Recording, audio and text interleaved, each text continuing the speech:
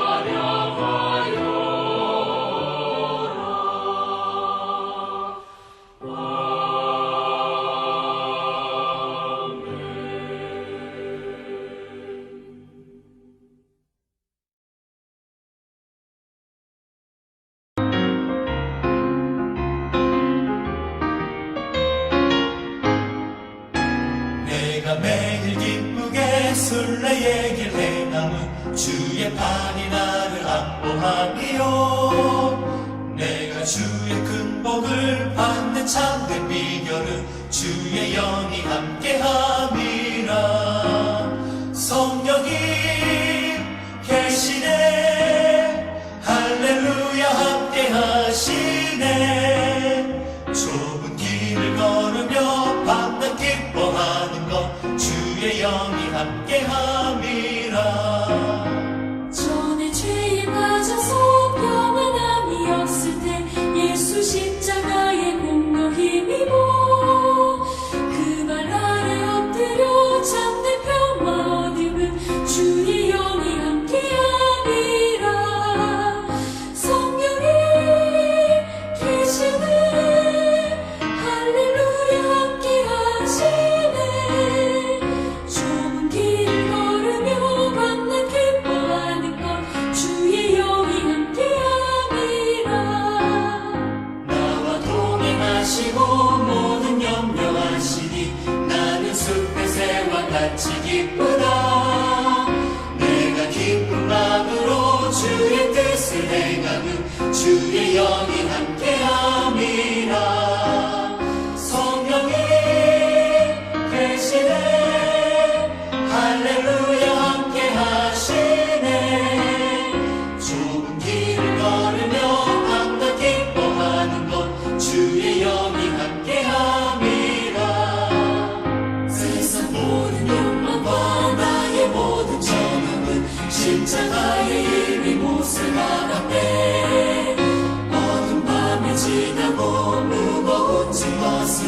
주의 영이 함께함이라.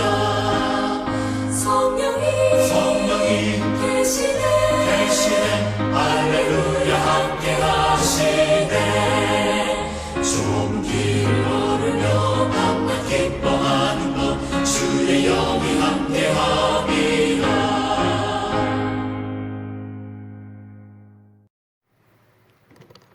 이 시간 다 같이 헌금과 또 우리가 함께 들을 말씀을 위해서 함께 기도하도록 하겠습니다. 하나님 아버지 감사합니다. 하나님께서 우리를 특별히 구원해 주시사 이 땅에 거룩한 하나님 자녀로 살게 하시고 하나님이 기뻐하시는 삶을 살아가게 하시니 감사합니다. 하나님, 우리 성도님들 삶 가운데 주님께서 받은 은혜를 감사해서 이 시간 또 함께 예물을 하나님께 바쳐드립니다. 하나님께서 이 예물 받으시고 하나님께서 축복하시고 이 예물이 귀하게 주의 나라를 위해 사용될 수 있도록 도와주시고 또 우리 성도님들 생업들을 주님께서 축복하여 주시사 하나님의 귀한 도움의 손길로 정말 우리의 필요들이 채워지고 또 넉넉하여서 또 많은 사람들에게 섬기고 돕는 그런 손길이 될 수 있도록 축복하여 주시기를 원합니다. 하나님, 또 이 시간 우리가 함께 주의 말씀을 듣고자 합니다. 성령 하나님께서 우리와 함께 하시고 말씀 가운데 우리를 인도하여 주실 줄 믿습니다. 주님을 기대하며 예수 그리스도 이름으로 기도드렸습니다. 아멘. 이 시간 우리가 함께 보실 말씀은 사무엘상 9장 20절 21절 말씀입니다. 사무엘상 9장 20절 21절 말씀을 다 같이 찾아서 함께 읽도록 하겠습니다. 성경책을 다 찾으시고 펴셔서 사무엘상 9장 20절과 21절을 읽도록 하겠습니다. 시작. 사흘 전에 이른 내 암나기들을 염려하지 말라 찾았느니라. 온 이스라엘이 사모하는 자가 누구냐? 너와 내 아버지의 온 집이 아니냐 하는지라. 사울이 대답하여 이르되 나는 이스라엘 지파의 가장 작은 지파 베냐민 사람이 아니니까. 또 나의 가족은 베냐민 지파 모든 가족 중에 가장 미약하지 아니하니까. 당신이 어찌하여 내게 이같이 말씀하시니까 하니. 오늘 사무엘상 말씀을 가지고 함께 하나님께서 주신 은혜를 나누고자 합니다. 오늘 말씀의 제목은 예상치 못한 선택입니다. 우리나라 대통령의 임기는 5년입니다. 그래서 우리는 5년마다 대통령 선거가 있습니다. 누가 새로운 대통령이 될 것인지 우리가 밤을 새면서 개표 방송을 시청합니다. 자신이 찍은 후보가 대통령에 당선되면 소리 지르고 한호를 치면서 박수 치면서 기뻐하곤 합니다. 저도 정말 제가 찍은 후보가 대통령이 되기를 간절히 바라면서 또 개표 방송을 본 적이 있습니다. 이스라엘에도 드디어 없던 왕이 처음으로 세워지는 역사적인 순간이 다가오고 있습니다. 과연 누가 왕이 될 것인가? 어떤 방식으로 왕을 뽑을 것인가? 그리고 어느 집안에서 왕이 나올 것인가? 사람들은 점점 관심이 커져갔습니다. 오늘 제가 사무엘상 9장에서 11장 말씀으로 예상치 못한 선택이라는 제목으로 여러분과 하나님께서 주신 은혜를 받기를 원합니다. 늘 언제나 그랬듯이 하나님의 방법은 우리의 생각과 다릅니다. 이스라엘 왕을 세우는데도 우리와 생각이 전혀 달랐습니다. 왕을 요구하는 백성들이 아주 넘치는 틈을 타서 왕이 되려는 어떤 사람들이 야망을 가지고 몰래 선거운동을 할 수도 있었습니다. 그리고 그 당시에 실권을 쥔 사무엘에게 접근해서 자기가 왕이 되게 해달라고 청탁도 할 수도 있습니다. 그러나 하나님의 방법은 달랐습니다. 하나님의 지혜, 지식, 판단은 청량할 수 없다고 성경은 말씀하고 있습니다.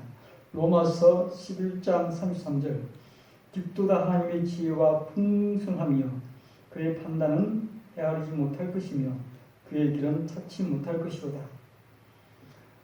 우리가 함께 받을 첫 번째 교훈은 왕은 하나님을 위해 하나님이 세우신다는 것입니다. 사무엘상 8장 18절에서 22절에 보면 이제 왕을 달라고 부르짖는 그 백성들의 요구에 사무엘은 별로 마음이 답답지 않았지만 하나님은 그 백성들의 요구를 들어주십니다. 그래서 하나님은 사무엘에게 왕을 세우도록 허락하십니다. 그리고 사무엘 8장이 지나서 9장에 들었으면 전혀 이제까지 한 번도 등장하지 않은 이름이 등장합니다. 그 이름이 바로 사울입니다. 그런데 이 사울은 정말 다른 사람이면 몰라도 사울은 왕이 되고자 하는 야망이나 기대는 전혀 없었습니다. 사울은 어떤 명성이나 권력을 위해서 사무엘을 찾아간 것이 아닙니다. 단지 자기 아버지가 잃어버린 암나기를 되찾기 위해서 길을 나선 것 뿐이었습니다. 그가 왕권을 탐하거나 원했다는 증거를 우리는 사무엘상 9장에서 도저히 찾아볼 수가 없습니다. 도리어 하나님이 그를 왕으로 삼기 위해서 찾아 나선 것을 우리가 이 말씀을 통해서 볼 수가 있습니다. 어느 날 사울의 아버지 기스가 기르던 암나기들이 집을 나가고 말았습니다. 그래서 사울의 아버지 기스는 사울과 그의 하인을 시켜서 잃어버린 암나기를 찾아오도록 하였습니다. 한참을 집을 나간 암나기를 찾아 헤매다가 찾지 못하고 집으로 돌아올까 하던 차에 하인이 사울에게 이렇게 제안했습니다. 이 근처에 사는 하나님의 사람, 즉 사무엘을 한번 만나보자고 제안했습니다. 사무엘상 9장 6절 그가 대답하되 보소서 이 성읍에 하나님의 사람이 있는데 존경을 받는 사람이라. 그가 말하는 것은 반드시 다 응하나니 거기로 가사이다. 그가 혹 우리가 갈 길을 가르쳐 줄까 하나이다 하는지라. 우리가 갈 길을 가르쳐 줄까 하나이다. 이 말은 앞으로 사울이 어떻게 될 것인지에 대한 복선이 깔린 말이라고 볼 수 있습니다. 그래서 사울은 하인의 말을 좋게 여겨서 사울과 하인은 하나님의 사람, 즉 사무엘이 어디에 있는지 사무엘을 위치를 추적해 나갔습니다. 길을 가다가 우물가에 물을 읽던 여인을 만나게 되는데 그 여인의 도움으로 사무엘이 어디 있는지 알게 되었습니다. 사무엘은 그때 자신의 고향 땅에 세웠던 산당에 있었습니다. 이 산당은 사무엘이 하나님께 제사를 드리기 위해 세운 성전과 같은 곳입니다. 그래서 그들은 사무엘을 만나기 위해 산당으로 올라가게 되었습니다. 한편 하나님은 사울과 사무엘이 만나기 전에 하루 전날에 사무엘에게 나타나서 다음 날에 내일 이맘때에 사울이란 청년이 너를 찾아올 것이라고 이렇게 말해 주었습니다. 사무엘상 9장 16절 내일 이맘때에 내가 베냐민 땅에서 한 사람을 내게로 보내니 너는 그에게 기름을 부어 내 백성 이스라엘의 지도자로 삼으라. 그가 내 백성을 블레셋 사람들의 손에서 구원하리라. 내 백성의 부르심이 내게 상달되었으므로 내가 그들을 돌아보노라 하셨더니. 그런데 심지어 사울은 이 사무엘을 만났을 때조차도 그가 사무엘인지 알아보지 못했습니다. 그 증거가 사무엘상 9장 18절 19절에 나와 있습니다. 사울이 성문한 사무엘에게 나아가 이르되 선견자의 집이 어딘지 청컨대 내게 가르쳤소 하니 19절 사무엘이 사울에게 대답하여 이르되 내가 선견자이니라. 그때서야 사무엘이 자기가 선견자 집이 어딘지를 물었던 바로 그 사람이 사무엘인지를 알게 되었던 것입니다. 사무엘은 사울을 만나자 온 이스라엘이 왕이 되어줄 사람을 기다리고 있는데 그 사람이 바로 사울이라고 말해 주었습니다. 그런데 그 말을 들을 때조차도 사울은 그 말을 이해하지 못했습니다. 그것은 있을 수 없는 일이라고 생각했습니다. 그래서 그는 이렇게 말했습니다. 사무엘상 9장 21절 사울이 대답하여 이르되 나는 이스라엘 지파의 가장 작은 지파 베냐민의 사람이 아니니까 또 나의 가족은 베냐민 지파 모든 가족 중에 가장 미약하지 아니하니까 당신이 어찌하여 내게 이같이 말씀하니까 하니 즉 사울의 고백은 이렇습니다. 나는 결코 왕이 될 만한 사람이 아니야.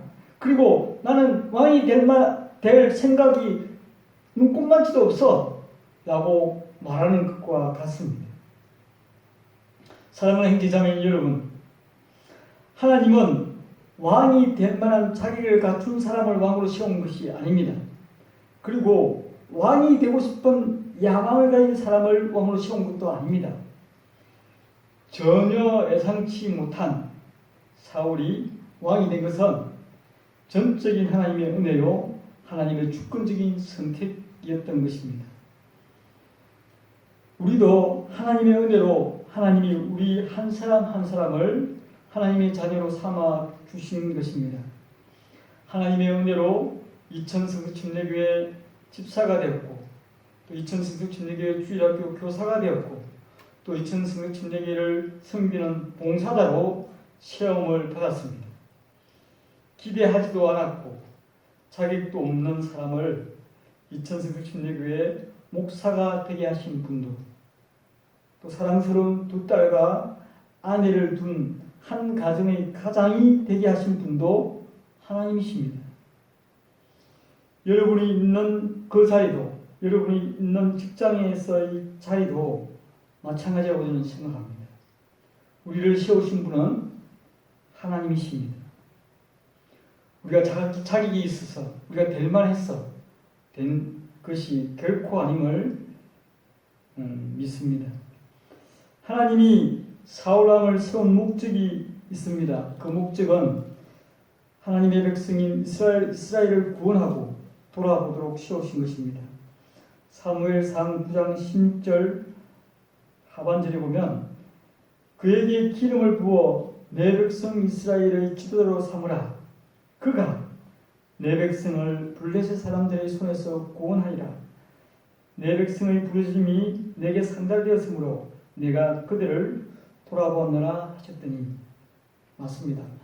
하나님은 사울을 왕으로 삼으신 목적은 이스라엘 백성들을 블레셋 손에서 구원하기 위해서였습니다. 그리고 그들을 돌아보기 위해서였던 것입니다.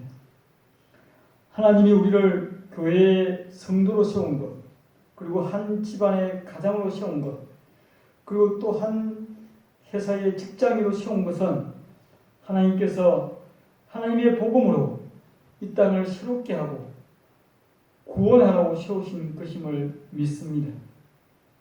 그리고 죄악으로 물든 이 세상을 치유하고 회복하라는 하나님의 뜻이 있는 것을 믿습니다. 이를 위하여 하나님이 우리를 하나님 백성 되게 하였다는 사실을 명심할 때 우리 교회는 정말 이 땅의 희망이 될 것입니다. 하나님이 이제 사울을 왕으로 삼으시고 이제 사무엘을 통하여서 그 머리에 기름을 부으십니다. 우리가 받을 두 번째 교훈은 하나님은 하나님이 세운 자에게 필요한 것과 능력을 공급해 주시는 분이시라는 것입니다. 하나님은 왕으로 이제 출발할 사울에게 필요한 것이 무엇인지 알고 있었습니다. 그래서 사무엘이 사울의 머리에 기름을 붓고 그 다음 조용히 하나님 말씀을 들려주십니다. 이 머리에 기름을 붓는다는 것은 사울이 장차 이스라엘 백성의 초대왕으로 세워질 것이라는 강력한 표시입니다. 이제 사울은 자신이 의도치 않은 왕이 된 것입니다. 그래서 왕이 된 사울에게는 하나님이 주시는 능력이 꼭 필요했던 것입니다. 그래서 하나님은 사무엘을 통해서 사울에게 임할 세 가지 징조를 알려주는데 이 세 가지 징조는 바로 왕이 될 사울에게 꼭 필요한 것이 무엇인지 보여주는 것입니다. 첫 번째 징조는 사울이 자기 고향인 기브아로 가는 도중에 라헬 무덤을 지나게 되는데 그 라헬 무덤 근처에서 두 사람을 만납니다. 그 두 사람을 만나는데 그 두 사람이 하는 말이 너희 아버지가 잃었던 암나기들을 찾았다고 이제 안심하라고 말해주는 것입니다. 이것은 하나님께서 사울에게 과거의 일은 잊고 곧 집안의 일들은 잊고 앞으로 이제 이 온 나라를 위해 충성하라는 메시지입니다. 두 번째 징조는 또 이제 그 사람들을 만나고 또 길을 가는 도중에 어떤 사람을 만나는가 하면 베델로 하나님께 예배하기 위해서 올라가는 사람 세 사람을 만납니다. 그들에게 사울에게 무엇을 주는가 하면 떡 두 덩이를 줍니다.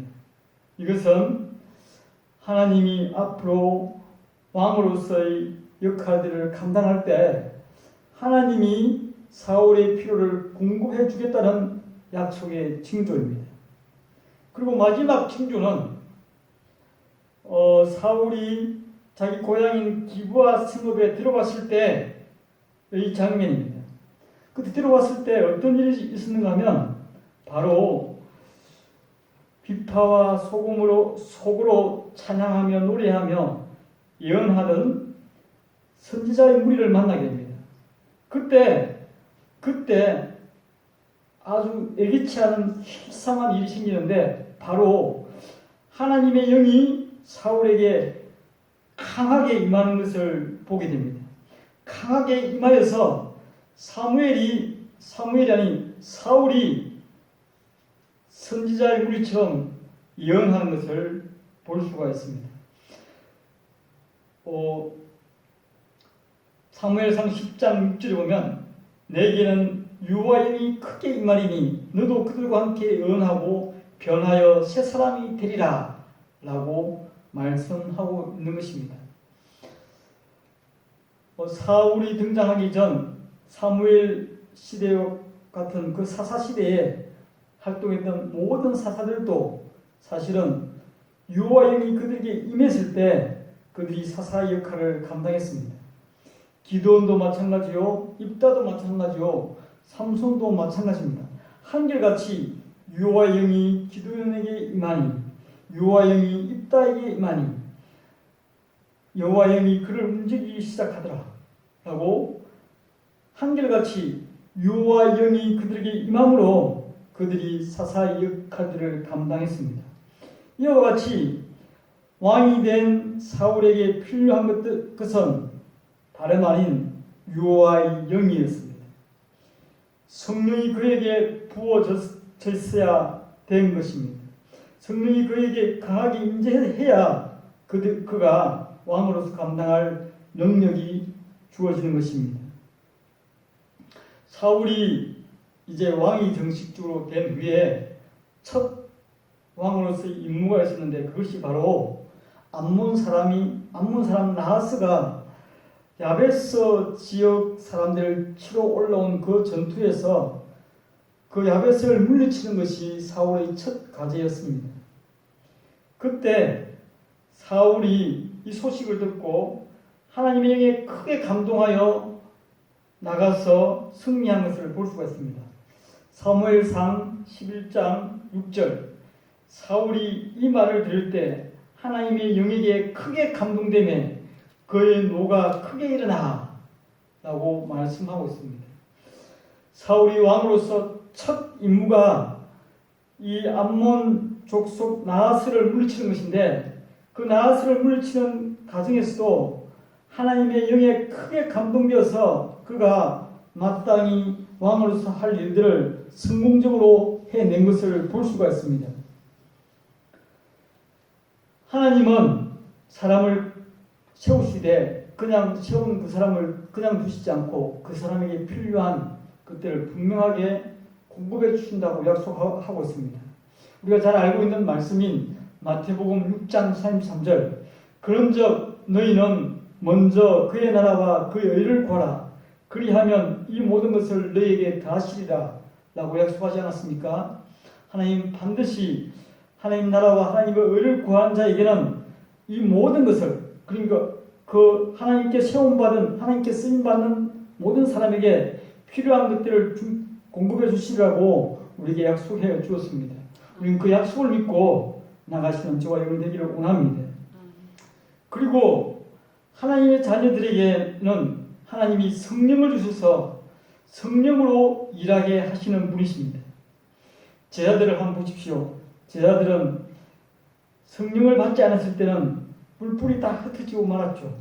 그러나 약속하신 성령이 그들에게 임했을 때 그들은 정말 새로운 사람이 되어서 땅끝까지 감옥에도 불 가운데도 가는 그런 놀라운 예수 그리스도의 제자가 되었습니다. 우리는 성령의 능력에 의지하지 않고는 성령에 의하지 않고는 사실은 아무것도 할 수 없는 자입니다. 그래서 스가랴 선지자는 우리에게 이렇게 말씀하고 있습니다.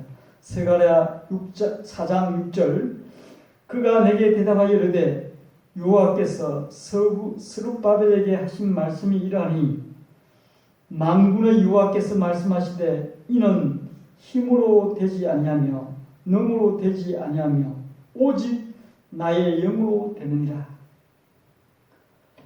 학개와 스가랴가 다시 성전을 건축할 때 임했던 하나님의 말씀입니다. 그들이 성전 건축을 제대로 하지 못할 때 너희 힘으로 되지 않는다. 너희 능으로 되지 않는다. 이 일은 오직 나의 영, 여호와 영, 성령으로 된다. 라고 말씀해 주고 계십니다. 사랑하는 성도 여러분, 우리는 성령의 능력이 아니고는 한 사람도 전도하지 못합니다. 한 사람도 변화시킬 수 없습니다. 아무리 친한 가족도 성령의 능력이 아니고는 아무리 쉬운 일이라도 성령의 능력이 아니고는 하나님의 역사가 일어나지 않습니다. 하나님의 일은 오직 성령의 능력으로만 가능합니다. 성령님이 주시는 지혜는 세상의 지식을 뛰어넘습니다. 그렇기 때문에 성도님 여러분, 어떤 일을 할 때도 성령의 능력을 구하시는 성령의 권능을 덧입는 성도님들이 되시기 바랍니다.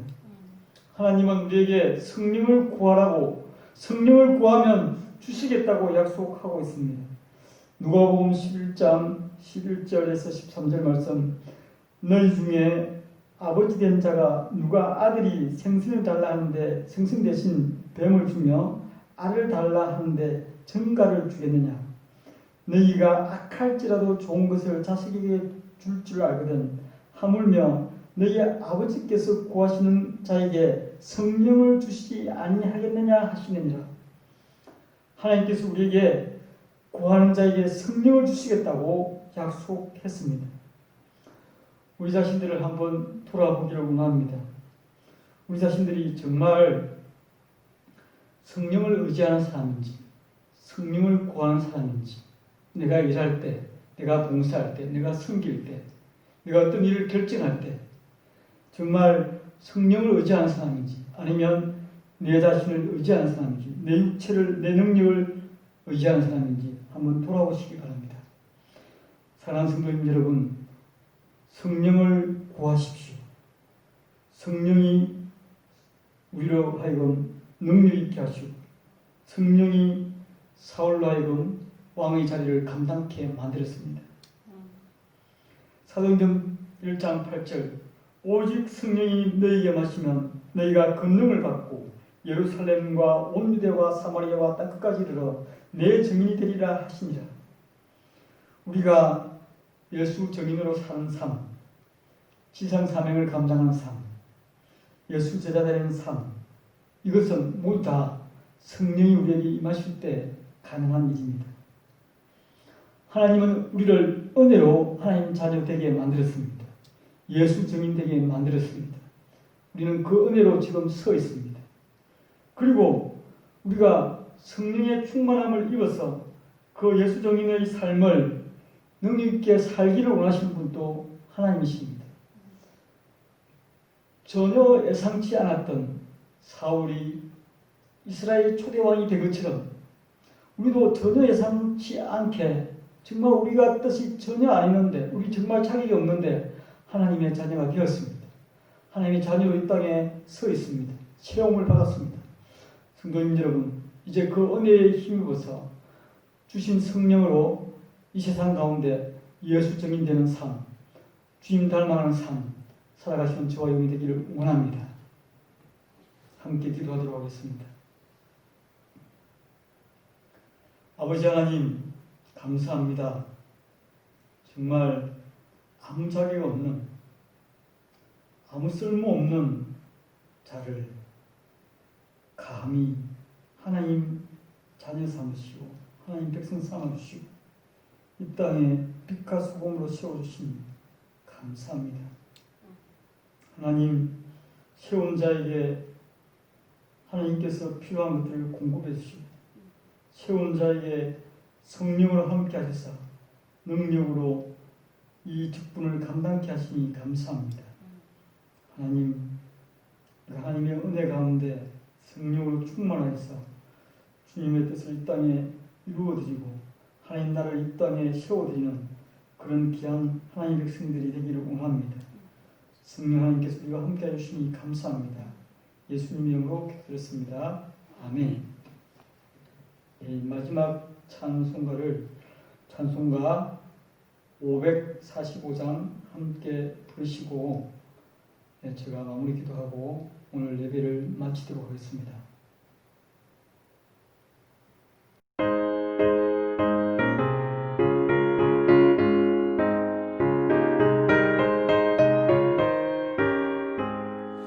이 눈에 아무 증거 아니 되어도 믿음만을 가지고서 늘 걸으면 이 귀에 아무 소리 아니 들려도 하나님의 약속 위에서